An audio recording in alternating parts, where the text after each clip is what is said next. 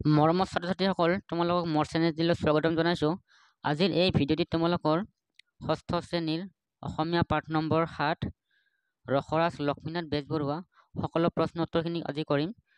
যদি ভিডিঅ'টো ভাল পালে তেন্তে লাইক, শ্বেয়াৰ, কমেণ্ট কৰিবা আৰু মোৰ চেনেলটি যদি প্ৰথমবাৰ আহিছে তেন্তে ছাবস্ক্ৰাইব কৰি বেল আইকনটো প্ৰেছ কৰি দিবা আৰু অল নটিফিকেশ্যনটো অন কৰি ল'বা। আগৰ ভিডিঅ'বোৰ যদি চোৱা নাই তেন্তে ডেছক্ৰিপশ্যন বক্সত লিংক দিয়া আছে, সকলো লেচন পাবা আৰু সকলো প্ৰশ্ন উত্তৰ পাবা। ৰসৰাজ লক্ষ্মীনাথ বেজবৰুৱা।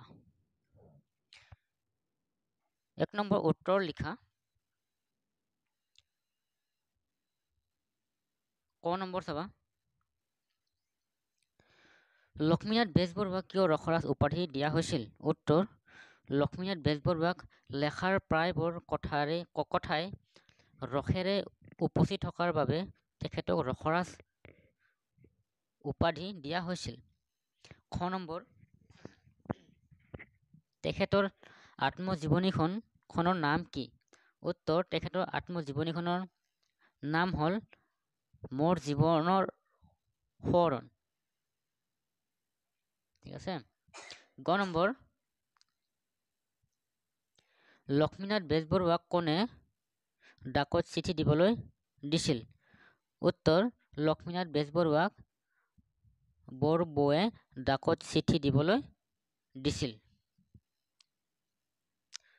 ঘ নম্বৰ: চিঠিখন লক্ষ্মীনাথ বেজবৰুৱাই ক'ত সুমুৱাই দিছিল?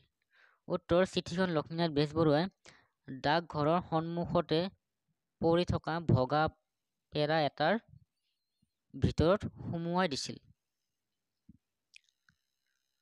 ঙ নম্বৰ: শিশু লক্ষ্মীনাথ বেজবৰুৱাৰ প্ৰতি কোন দয়াপৰৱশ হৈছিল? উত্তৰ: শিশু লক্ষ্মীনাথ বেজবৰুৱাৰ প্ৰতি পোষ্টমাষ্টাৰে দয়াপৰৱশ হৈছিল।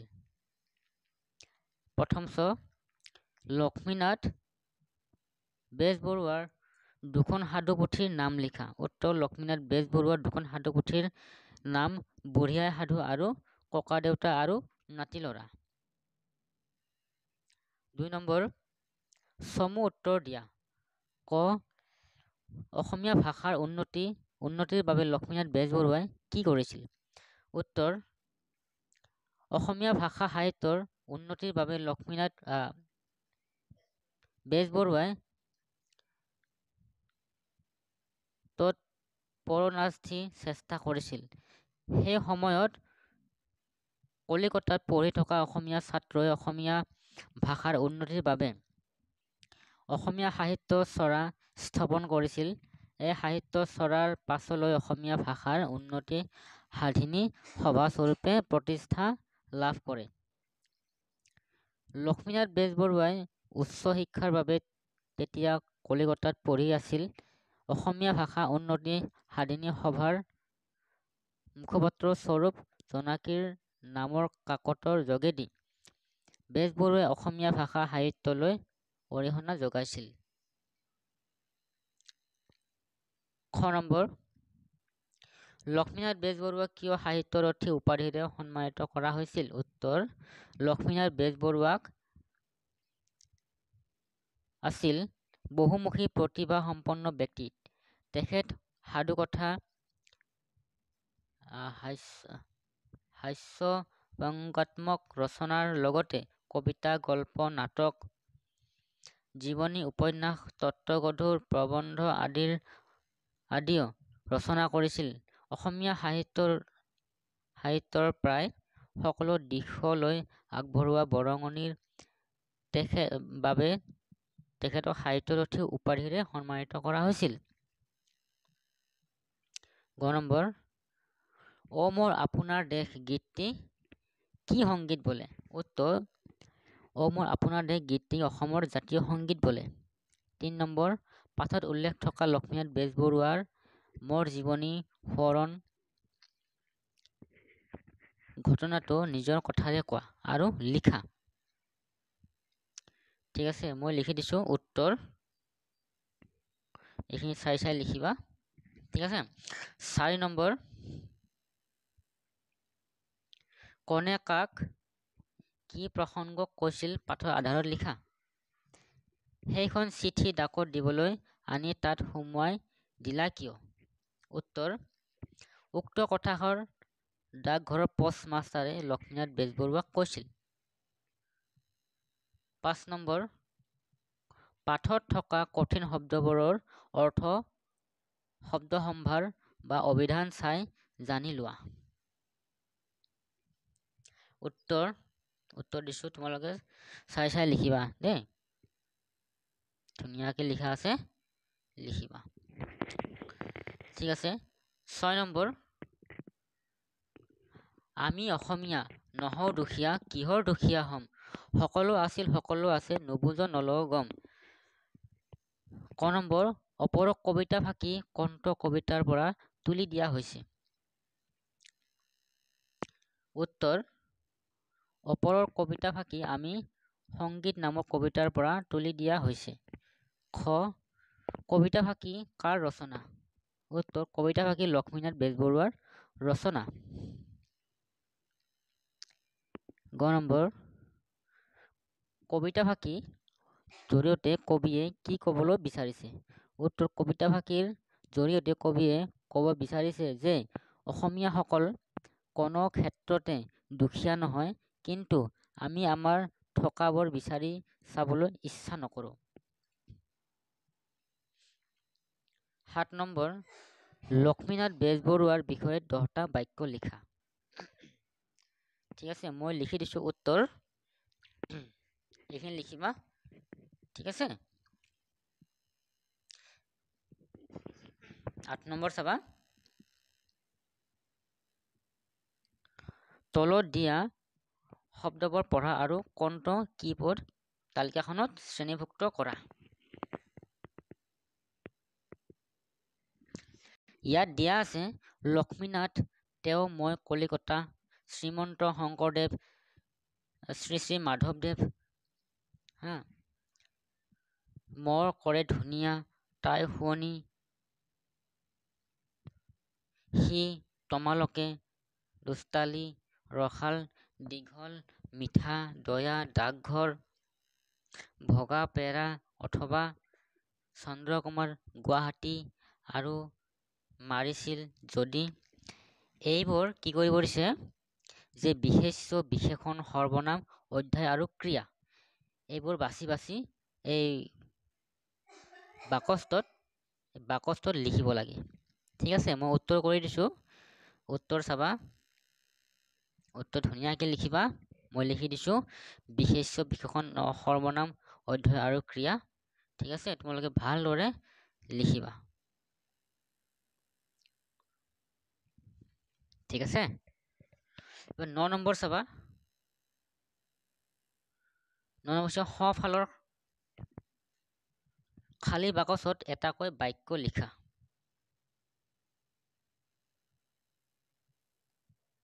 এইবোৰ খালী বাকচ যে আছে, এইবোৰত এটাকৈ বাক্য লিখিব লাগে। সৰল, মিশ্ৰ, যৌগিক, নিশ্চয়াত্মক, প্ৰশ্নবোধক, ইচ্ছাত্মক, অনুজ্ঞাবোধক, ভাৱবোধক। ঠিক আছে, এইবোৰ মই উত্তৰ কৰি দিছো। সৰল বেজবৰুৱা আছিল এগৰাকী গীতিকাৰো। এইবোৰ ধুনীয়াকে লিখি দিছো, তোমালোকে চাই লিখিবা দেই, চাই লিখিবা। এবাৰ 10 নম্বৰ চাবা, বাক্য পৰিৱৰ্তন কৰা। বাক্যটো পৰিৱৰ্তন কৰিব লাগে। ক নম্বৰ, যিজন লোক চৰ স্বভাৱৰ তেওঁক সকলোৱে সন্দেহৰ চকুৰে চাই। সৰল বাক্যলৈ নিয়া। আমি সৰল বাক্যলৈ নিম এতিয়া। চৰ স্বভাৱৰ লোকক সকলোৱে সন্দেহৰ চকুৰে চাই, এনেকৈ লিখিবা উত্তৰ। খ নম্বৰ, ৰমেনে মাকৰ কথা শুনি গাঁৱতে থাকি খেতি বাতি কৰিবলৈ ধৰিলে। যৌগিক বাক্যলৈ নিয়া। এবাৰ যৌগিক লোৱা। উত্তৰ, ৰমেনে মাকৰ কথা শুনিলে আৰু গাঁৱতে থাকি খেতি বাতি কৰিবলৈ ধৰিলে। গ নম্বৰ, আমি আজি নগৰলৈ যাম। প্ৰশ্নবোধক বাক্যলৈ নিয়া। উত্তৰ, আমি আজি কলৈ যাম, এনেকে লিখিবা। ঘ নম্বৰ, তোমালোক ৰাতিপুৱা সোনকালে উঠা উচিত। অনুজ্ঞাবোধক বাক্যলৈ নিয়া। উত্তৰ, তোমালোকে ৰাতিপুৱা সোনকালে উঠিবা। এবাৰ 11 নম্বৰ চাবা। উপযুক্ত যোজক অব্যয়েৰে খালী ঠাই পূৰ কৰা। ক নম্বৰ, মই উদ্যানলৈ যাম, মুক্ত বায়ু সেৱন কৰিম, কিন্তু আৰু। উত্তৰ, মই উদ্যানলৈ যাম আৰু মুক্ত বায়ু সেৱন কৰিম। খ নম্বৰ,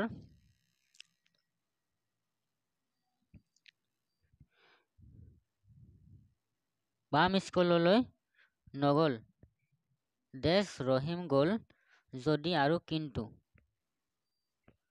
উত্তৰ, ৰাম স্কুললৈ নগ'ল, কিন্তু ৰহিম গ'ল। গ নম্বৰ, আমি ফল মূল কিনি খাম, ৰেস্তোৰাঁত বহি চাহ মিঠাই খাম, কিন্তু নাইবা যদি। উত্তৰ, আমি ফল মূল কিনি খাম নাইবা ৰেস্তোৰাঁত বহি চাহ মিঠাই খাম। 12 নম্বৰ, ফুলপাহত থকা শব্দবোৰ পঢ়া আৰু তাৰ পৰা শব্দ আনি তলৰ বাক্যবোৰ সম্পূৰ্ণ কৰা। এইবোৰ বাক্যবোৰ যে আছে, যদি, তেহে, কাৰণ, কিন্তু, অথচ, নাইবা, বাবে, কিয়নো, দেখি, অথবা, সৈতে আৰু। এই বাক্যবোৰ সম্পূৰ্ণ কৰিব লাগে। চাবা। ক নম্বৰ, শ্ৰীৰামৰ সীতা বনলৈ গৈছিল। উত্তৰ, শ্ৰীৰামৰ সৈতে সীতাও বনলৈ গৈছিল। ঠিক আছে। খ নম্বৰ, মাকে জীয়েকৰ কিতাপ কিনিছে। উত্তৰ, মাকে জীয়েকৰ বাবে কিতাপ কিনিছে। গ নম্বৰ, তুমি সময়ত আহা, মই যাম। উত্তৰ, তুমি যদি সময়তে আহা তেহে মই যাম। ঘ নম্বৰ, মোৰ তুমি চিন্তা নকৰিবা। উত্তৰ, মোৰ কাৰণে তুমি চিন্তা নকৰিবা। প্ৰচণ্ড বৰষুণত ৰাস্তাত পানী জমা হৈছে। উত্তৰ, প্ৰচণ্ড বৰষুণৰ বাবে ৰাস্তাত পানী জমা হৈছে। প্ৰথম তুমি গুৱাহাটীলৈ যাবা।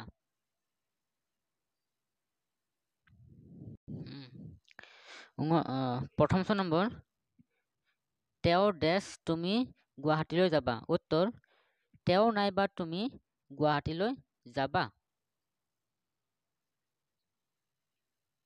দ্বিতীয় তোমাক সিহঁতে বৰ ভাল পালে। উত্তৰ, তোমাক কিন্তু সিহঁতে বৰ ভাল পালে।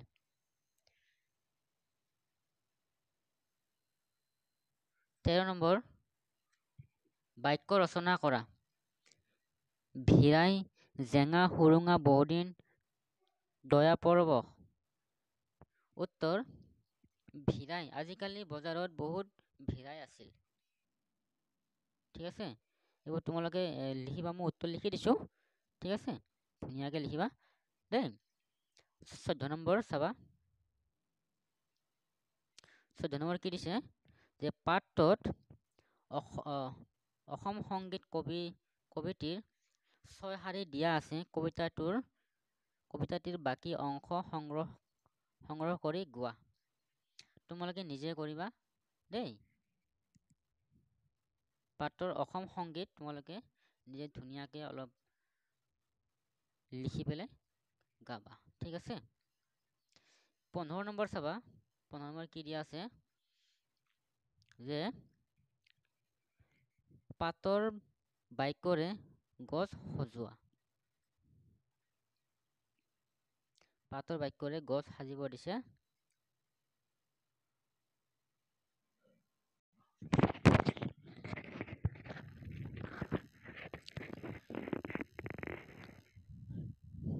গা গছত এটা বাক্য সজাই দিয়া আছে। এতিয়া ডালত থকা খালী অংশত বাক্য সজোৱা।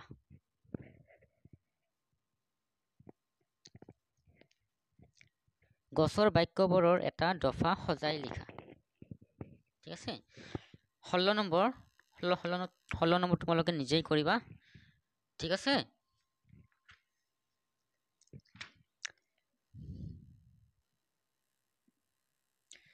মৰমৰ ছাত্ৰ ছাত্ৰীসকল, আজিলৈ ইমানেই। ভিডিঅ'টো ভাল পালে লাইক শ্বেয়াৰ কমেণ্ট কৰিবা আৰু মোৰ চেনেলটো যদি প্ৰথমবাৰ আহিছে তেন্তে ছাবস্ক্ৰাইব কৰি বেল আইকনটো প্ৰেছ কৰি দিবা আৰু অল নটিফিকেশ্যনটো অন কৰি ল'বা। আৰু আগৰ ভিডিঅ'বোৰ যদি চোৱা নাই তেন্তে ডেছক্ৰিপশ্যন বক্সত লিংক দিয়া আছে, সকলো লেচন পাবা।